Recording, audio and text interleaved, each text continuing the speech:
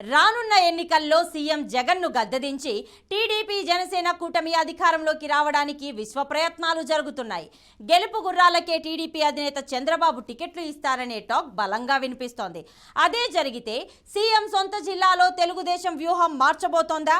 ఇప్పటి వరకు కొనసాగిన ఇన్ఛార్జీలకు కాకుండా గెలిచే అవకాశం ఉన్న నేతలకే సీట్ ఇస్తారన్న ప్రచారం ఊపందుకుంటుంది. 10 ఏళ్ల తర్వాత యాక్టివ్ పాలిటిక్స్లోకి ఎంట్రీ ఇచ్చిన ఆ నేతకు టీడీపీ టికెట్ దక్కుతుందా? గెలుపు గుర్రాల లిస్టులో చేరిన సీనియర్ పొలిటీషియన్ ఎవరు? ఏది ఆ నియోజకవర్గం?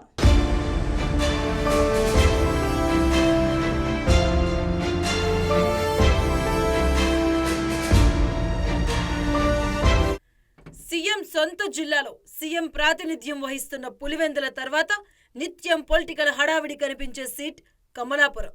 ఇప్పుడు కడప జిల్లా రాజకీయాలు కమలాపురం చుట్టూ చక్కర్లు కొడుతున్నాయి. మొన్నటిదాకా కమలాపురంలో టీడీపీ తరపున పుత్తా నరసింహారెడ్డికి టికెట్ ఫిక్స్ అని రాజకీయ వర్గాల్లో వినికిడి. కానీ మాజీ ఎమ్మెల్యే వీరశివారెడ్డి చంద్రబాబు సమక్షంలో టీడీపీలో చేరడంతో సీన్ కాస్త చేంజ్ అయినట్టుంది. వీరశివారెడ్డి రాకతో కమలాపురం టీడీపీ సీట్ ఎవరికి అనేది రాజకీయ వర్గాల్లో చర్చ నడుస్తోంది. వీరశివారెడ్డి 10 ఏళ్ల తర్వాత ప్రత్యక్ష రాజకీయాల్లో అడుగుపెట్టి వర్గాన్ని యాక్టివ్ చేస్తున్నట్లుగా సమాచారం. బయటికేమో టికెట్ అధిష్టానం నిర్ణయమని చెబుతూనే కమలాపురం సీట్ కోసం గట్టిగా ప్రయత్నాలు చేస్తున్నారు అన్న గుసగుసలు వినిపిస్తున్నాయి.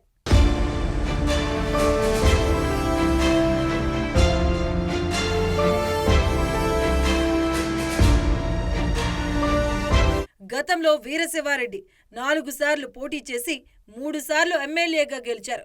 అప్పటి నుంచి ఇప్పటి వరకు నియోజకవర్గ పరిధిలో తనకంటూ ప్రత్యేక క్యాడర్ తయారు చేసుకున్నారు.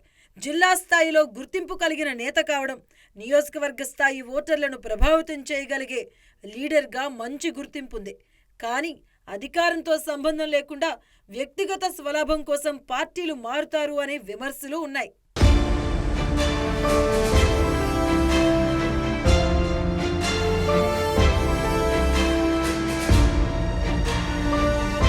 నియోజకవర్గంలో వీరశివారెడ్డికి ఇప్పుడు క్యాడర్ స్తబ్దతగా ఉంది. ఒకవేళ మళ్లీ ప్రత్యక్ష రాజకీయాల్లోకి వచ్చినా గతంలోలాగా రాజకీయాలు చేయలేరని ఓవైపు విమర్శలు వినిపిస్తున్నాయి. ఇక మరోవైపు వీరశివారెడ్డి పోటీలో నిలిస్తే ప్రస్తుత ఎమ్మెల్యే రవీంద్రనాథ్ రెడ్డిని తేలిగ్గా ఓడిస్తారు అనే మాటలు బలంగా వినిపిస్తున్నాయి.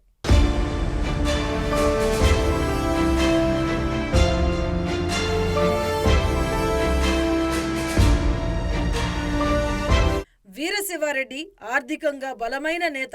క్యాడర్లో మంచి పట్టు సాధించుకునేందుకు చాకచక్యంగా అడుగులు వేస్తారని రాజకీయ విశ్లేషకులు భావిస్తున్నారు. కమలాపురంలో ముందు నుంచి కష్టపడి పార్టీని నెట్టుకొస్తున్న పుత్తా నరసింహారెడ్డిని కాదని వీరశివారెడ్డికి టికెట్ ఇస్తే టీడీపీ క్యాడర్ ఎటువైపు ఉంటుందో అనేది పెద్ద ప్రశ్నగా మారింది.